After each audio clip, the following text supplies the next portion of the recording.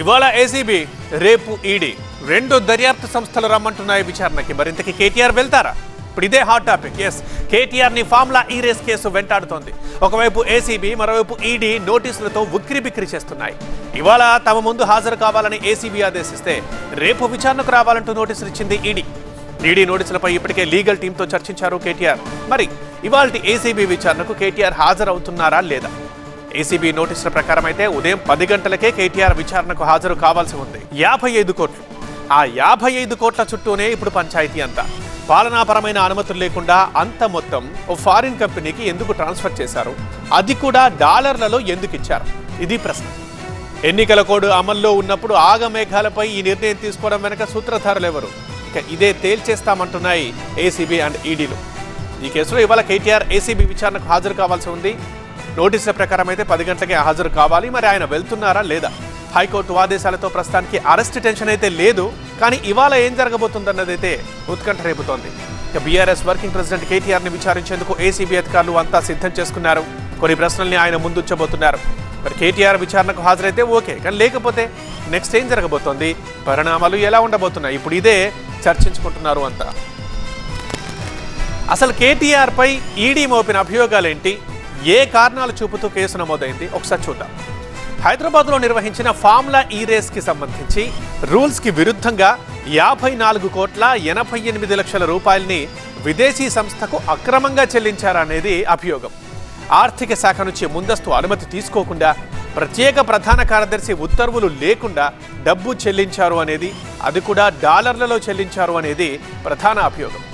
కేటీఆర్ ఆదేశాలతో రూల్స్కి విరుద్ధంగా ఎఫ్ఈఓతో ఎంఓయూ చేసుకున్నారని, 600 కోట్లు చెల్లించేలా ఉద్దేశపూర్వకంగా ఈ తప్పుడు ఒప్పందం చేసుకున్నారనేది మరో అభియోగం. అసలు ఎంఓయూకి ముందే కేటీఆర్ ఆదేశంతో డబ్బు చెల్లించేశారని, ఆ తర్వాతే సీఎంఓకి సమాచారం ఇచ్చారన్నది ఇంకో అభియోగం.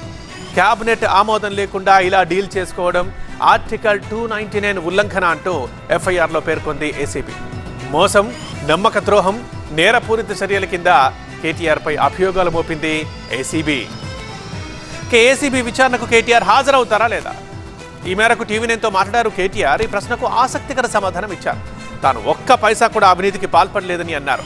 న్యాయ నిపుణుల సూచనల మేరకు విచారణకు హాజరు కావాలో లేదో నిర్ణయం తీసుకుంటారని చెప్పారు. స్పష్టంగా చెప్తా ఉన్నా, నేను ఎక్కడా ఒక్క పైసా అవినీతి చేయలేదు. ఏం పీక్కుంటావో పీక్కో అని చెప్పిన రేవంత్ రెడ్డికి ఇప్పుడు కూడా అదే చెప్తున్నా. ఏ తప్పు చేయలేదు. నేను ఆల్రెడీ న్యాయ పోరాటం చేస్తున్నా. కేసు కోర్టులో ఉంది, తీర్పు రిజర్వ్ అయ్యి ఉంది.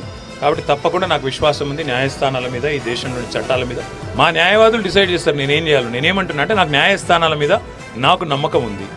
న్యాయస్థానంలో నాకు న్యాయం దొరుకుతుందన్న నమ్మకం నాకుంది. ఈ కేసు లొట్టపీస్ కేసు అని నేను ఇదివరకే చెప్పిన. ఎందుకంటే నేను పైసలు పంపినా మంత్రి కానీ నేను చెప్పిన అక్కడ పైసలు ముట్టినాయని వాళ్ళు చెప్తారు. అవినీతి ఎక్కడ జరిగిందో చూపెట్టమని అడిగితే ఇంతవరకు ఒక మాట లేదు. అందుకే న్యాయస్థానంలో కేసు తీర్పు రిజర్వ్ అయ్యి ఉంది. నేను వేసిన పిటిషన్ మీద న్యాయస్థానం ఏం చెప్తుందో, జడ్జి గారు ఏం చెప్తారో చూద్దాం. మరోవైపు కేటీఆర్కి కౌంటర్ కూడా వస్తోంది కాంగ్రెస్ పార్టీ నుంచి. ఏ తప్పు చేయకపోతే అసలు కోర్టుని ఎందుకు ఆశ్రయించినట్లు అంటూ కేటీఆర్ని ప్రశ్నించారు ప్రభుత్వ విప్ ఆది శ్రీనివాస్. ఈ కార్ రేసింగ్ చూసిండ్రు, గవర్నర్ గారు అనుమతి ఇచ్చిండ్రు, ఏసీబీ విచారణకు ఎఫ్ఐఆర్ చేసింది, వెంటనే కోర్టు తలుపు తట్టింది. ఇక్కడ మీకు లాయర్లు మాట్లాడు కాదు, ఆయన ముందు లాయర్లు మాట్లాడుకున్నాడు. అక్కడ ఈరోజు ఈ ప్రభుత్వం వచ్చిన తర్వాత ఎక్కడ అవినీతి అక్రమాలు జరిగినా వాటిపైన విచారణ జరపడానికి ప్రభుత్వం సిద్ధంగా ఉంది.